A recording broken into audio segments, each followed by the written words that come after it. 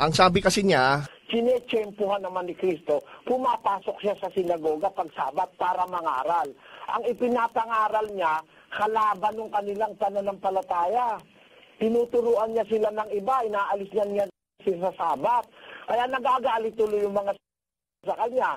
tinuturuan daw, kaya daw si Kristo hindi nangilin. Pumasok sa sinagoga para mangaral.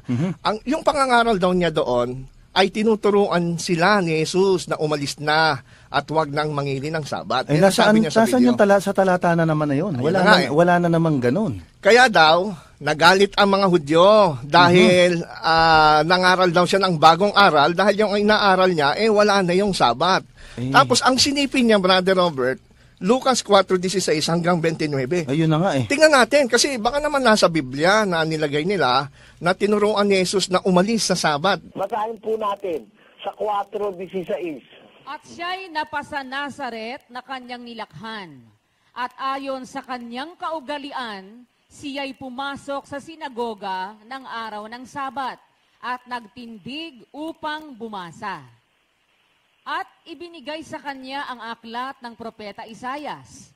At binuklat niya ang aklat na nasumpungan niya ang dakong kinasusulatan. Sumasa akin ang Espiritu ng Panginoon, sapagkat ako'y pinahiran niya upang ipangaral ang mabubuting balita sa mga dukha. Ako'y sinugo niya upang itanyag sa mga bihag ang pagkaligtas at sa mga bulag ang pagkakita, upang bigyan ng kalayaan ang nangaaapi, upang itanyag ang kaaya-ayang taon ng Panginoon. At binalumbon niya ang aklat at isinauli sa naglilingkod at naupo, at ang mga mata ng lahat ng nangasa sinagoga ay nangakatitig sa kanya.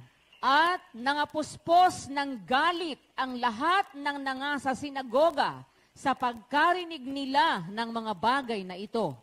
At sila'y nagsitindig at ipinagtabuyan siya sa labas ng bayan at dinala siya hanggang sa ibabaw ng taluktok ng gulod na kinatatayuan ng kanilang bayan upang siya'y maibulid nila ng patiwarik.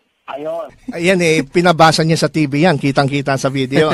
Ang tanong natin dyan, may nakasulat ba dyan sa Lucas 4:16 hanggang 29 na itinuro ni Jesus na wag na mangilin ng Sabat? Hindi, ang sabi nga niya, puro biyaya ito na pagagalingin. Wala no? Wala. So, pag tinanong mo talaga kay Soriano, mali talaga ang sagot. Kasi, mali. Unang-una, ang sabi niya, Sinetsyempuhan naman ni Kristo, pumapasok siya sa sinagoga pag Sabat para mangaral.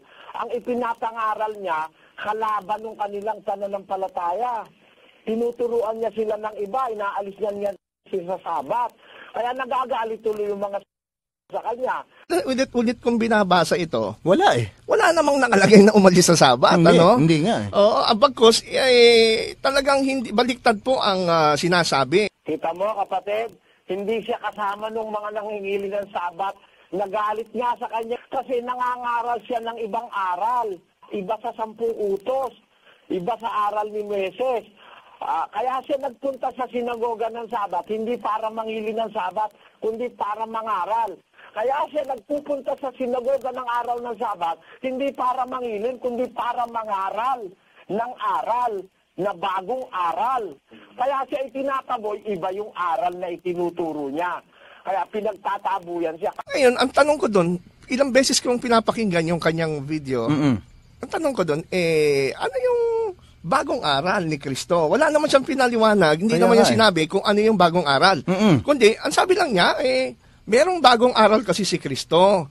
Na kaya nagalit. Hindi naman niya sinabi kung ano yung bagong aral. Ang totoo niyan, Brother Robert, lumalabas, pagka i-analyze natin yung sinabi ni Brother Eddie Soriano, tuwing pupunta siya sa sinagoga, lagi siyang inaaway, laging may discussion, problema, may discussion, may at laging bagong aral kasi daw Lumalabas, tuwing papasok si Kristo sa sinagoga, may bagong aral, at lagi siyang uusi at ipin-persecute ng mga Hudyo.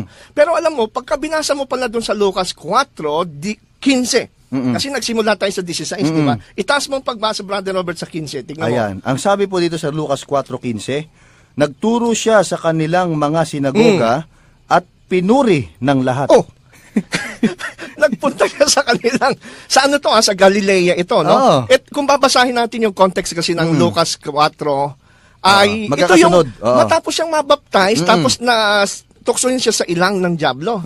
Sa pagka tinaas niya sa 1:4:1, dinala siya ng espiritu sa ilang at upang 40 tuksohin. araw. Oo. So ito yung first ministry niya sa Correct. Galilea, sa kanyang bayan. Tama yun. So kaya sabi ng talatang 15, nagturo siya sa kanilang mga sinagoga. Doon uli. Pinuri ng lahat. Hindi tiyempo. Hindi tiyempo, tsaka hindi bagong aral yung kanyang tinuturo. Kasi kung bagong aral na ang tinuturo niya, dapat hindi sasabihin na Hindi siya pinuri siya ng pupurihin. lahat. Tama yun. Oo. Ngayon, ang tanong, bakit dito sa tagpong ito, sa mula 16 hanggang 29, nagalit na at itinaboy na si Kristo?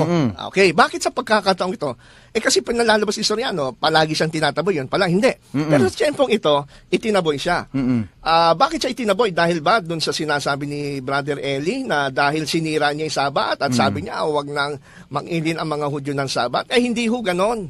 Nagalit po ang mga Hudyo kay Jesus Christ. Kasi po, ang binasa niya, hindi ho against sa Sabat actually, no? Hindi against Ang sa binasa Sabat. niya yun nandito Fulfillment sa nung pagdating niya. 18, no? Siguro maganda, basahin mo ulit itong Lucas 4:18 at 19, Brother Okay, Robert. ito yung Ito yung sinasabi. binasa niya kasi sa 17, itaas mo sa 17 at Okay. 18. At ibinigay sa kanya ang aklat ni Propeta Isayas. Okay. Binuksan niya ang aklat at natagpuan ang dako na kung saan ay nasusulat, ang Espiritu ng Panginoon ay nasa akin, sapagkat ako'y hinirang niya upang ipangaral ang magandang balita sa mga dukha.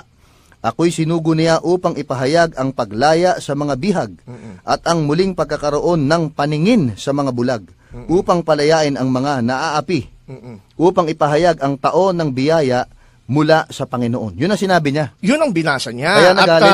At actually, wala naman, ang ganda nga ng sinabi niya, no? Oo. Pero ito kasi, Brother Robert, sinipi ito sa Isaiah chapter 61 verse 1 and 2. Ito po ay messianic prophecy. Tama yan. Pag sinabing messianic, naunawaan ng mga Hudyo na itong nasa binasa ni Jesus sa Isaiah 61, ito po ay yung mission at ministry at magiging gawain ng darating na Mesyas na inaantay ng mga Hudyo. At hindi nila matanggap. Dahil Ang di nila matanggap, yun nasa verse 21. At siya'y nagsimulang magsabi sa kanila, ngayoy naganap ang kasulatang ito sa inyong pandinig. Yun ang nagalit sila. Yun sila Kasi nga nagalit. naman, kiliname niya indirectly na siya yung Mesayas na inaantay. Kaya sabi niya, ngayon, yung kasulatang binasa ko, ngayon natutupad niya sa inyong paningin. Ibig sabihin siya yun. Oo, inamin Ang niya. tinutukoy. Kaya, ang layo dun sa sinabi ni Brother Eli Soriano na kaya nagalit yung Oo. Hudyo, may bago kasi siyang aral, Oo. at pinapaalis niya sa Sabat yung mga Hudyo. Saan mo Yun. makikita yun Hindi. sa Biblia? Wala. Kahit ulit-ulitin mo to, walang ganun. Oo, kaya kayo po, mga tagapakinig at mga member ng dating daan, alam ko, nakikinig po kayo, mahal po kayo ng Diyos. At Tama yan. sana po, maging neutral muna tayo sa pagkakataong ito, timbangin natin. Tama yan. Kung nasa Biblia pa ba yung aral at itinuturo sa inyo ni Brother Eli Soriano. Kasi po, napakaliwanag. Wala ho dito. Ilang punto na yung sinabi niya na kinumpara natin sa Bible. Wala. Una, hindi tsumempo naman natin lang daw, wala makikita. naman dito. Pangalawa, sinabi yung aral na kaya siya nandun, wag nang ipangili na Sabat, wala rin. Kaya alam mo, sabihin na natin na ito yung kanyang itinuro sa pagkakataong ito. Kasi nga ang context nito, ito yung kanyang matapos siyang tuksohin, di ba? 40 days, 49. Ito yung Upang kanyang ganapin yung mission niya. unang bahagi ng mission Tama yun. niya.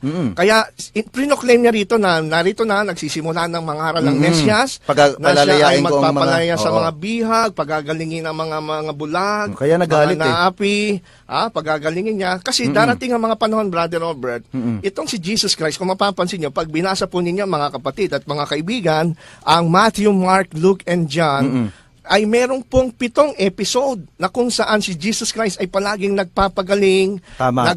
gumagawa ng himala tuwing araw ng Sabat. Kumbaga, dito sa tagpong ito, sa Lucas 4:16, ito yung introduction niya. Tama. Nasabi niya, naparito ko para ipakilala ko sa inyo na mula ngayon, ako yung Mesyas, ay mangangaral ako at magpapagaling sa mga tao sa sinagoga na mayroong sakit. Mga bulag. Dahil ito po ang tunay na intensyon ng Sabat. Yan. Bilang Panginoon ng Sabat, ang Sabat ay ginawa para sa tao, Tama yon. ay talagang palalayain natin ang tao. Talagang biyaya. Oo, Oo. it is a rest, not physical rest Correct. only, but emotional, Tama di ba? yan. Lahat. Physical, social, and Correct. everything. Kaya blessing ang Sabat. It's a blessing. Blessing